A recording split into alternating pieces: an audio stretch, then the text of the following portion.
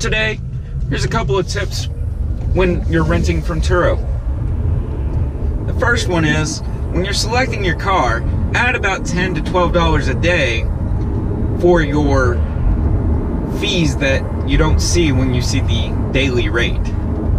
When I rented the Tesla, I ended up renting it for a day and a half, but it charged me for 2 days. That's another tip. Realize if you go over 24 hours, you will be charged for a full day. When you show up, even if the owner has already uploaded pictures, make sure you get better pictures of items that you've noticed on the car. Like the Tesla. The Tesla had scuff marks in front of the right rear wheel before I picked it up. You could barely see it on the pictures that the owner uploaded unless you turned all the brightness all the way up, and then you could actually see it, but it was still very faint. I should have taken a picture of that before I picked it up. Granted, the owner didn't, mention anything on that when I turned the car back in. When I had to replace the wheel, he didn't say anything like, oh, this damage came from you too. He didn't do any of that. He was actually a very legitimate person that I didn't have to worry about that with. And being that as soon as I had jumped the curb and damaged the wheel, I messaged him and let him know, I think he was more honest and open about things with me than he could have been. He didn't try to get one over on me, and I appreciate that. Although he could have found a cheaper wheel on eBay, because we had already found one when I found it. But I'd rather have been just done with it and not have to deal with it. So I ended up paying $420, which was still about 105, 110 more than I had found a wheel for. The next tip I would say is read the reviews from other people that have rented the vehicle. If there are no trips, then you're taking a little bit of a gamble on the condition of the car. But if you read the reviews, you're still taking a gamble, but it's not as much, because a lot of people are more harsh online than they used to be.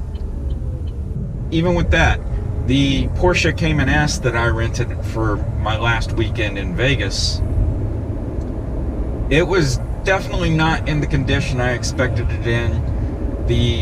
It was a 2007 model. I expected wear and tear, but I did not expect the amount of wear and tear that was on this car. It definitely had some issues, and that was a problem, but it wasn't such a problem I still didn't take the car. I just repaired the shifter because it was digging into my hand.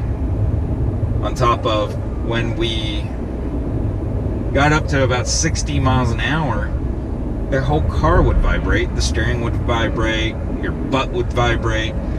So definitely read the reviews from other people. I did on that one. Most of them were great. So still took the car. The guy was super friendly. He even gave me a ride back to my hotel, which was like a 20-minute ride in Vegas traffic. So it really wasn't that far. It was just seemed farther than it was. And the next thing I would highly suggest is, if you have the opportunity and you're not really, complete dick, just pick the car in better condition than you receive it. That's one of those situations. It's kind of like camping. You leave the area better than you found it. Another thing is, if somebody says this is their daily driver, don't rent from them. They don't need to be renting out their daily driver.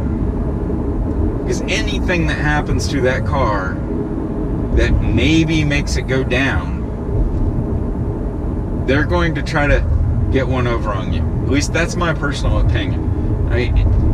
You don't rent your daily driver.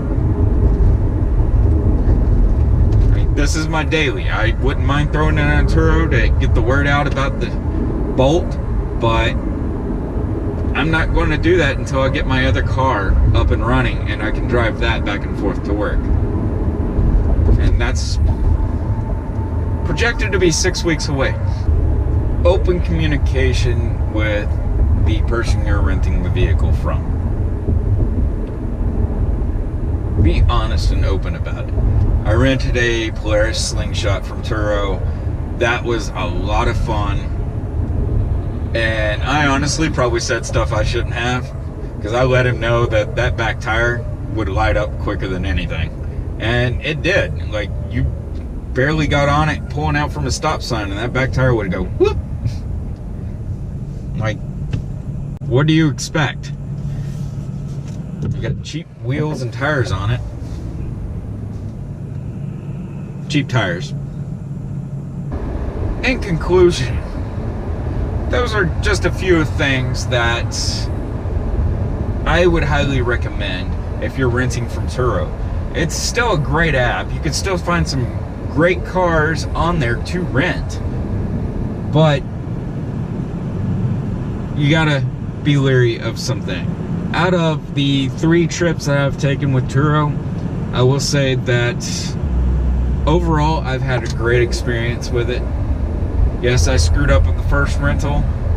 Second rental, I had a lot of fun. I would honestly, if I had a lot of disposable income, buy a Polaris Slingshot. And the third rental,